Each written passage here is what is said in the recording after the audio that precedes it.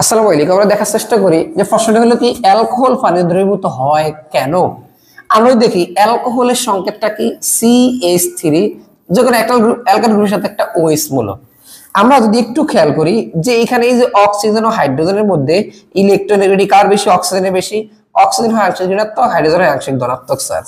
আর এই কারণেই আমরা জানি এইটা একটা হাইড্রোজেন বন্ধন সৃষ্টি করতে পারে। দেখার চেষ্টা করি এই যে CH3OH, তো এটা যদি আমি একটু এভাবে লেখার ট্রাই করি, অর আমি যদি এভাবে লিখি, ধর একটা হাইড্রোজেন এর সাথে এই যে CH3O দেওয়া যায় না, এটাও তো অ্যালকোহল। আবার আমি আবার উল্টে দিলাম, একটু একটু খেয়াল করার চেষ্টা করো যে H, এই যে O এখানে একটা CH3 দিলাম, এই যে আবার এই যে SO এখানে একটা CH3 দিলাম, এই যে এগুলো সব অ্যালকোহল। হ্যাঁ, আমরা যদি একটু খেয়াল করি এই যে অক্সিজেন ঋণাত্মক, এটা কি ধনাত্মক। এই যে এর সাথে যে বন্ধনটা, এটাই কোন বন্ধন? হাইড্রোজেন বন্ধন।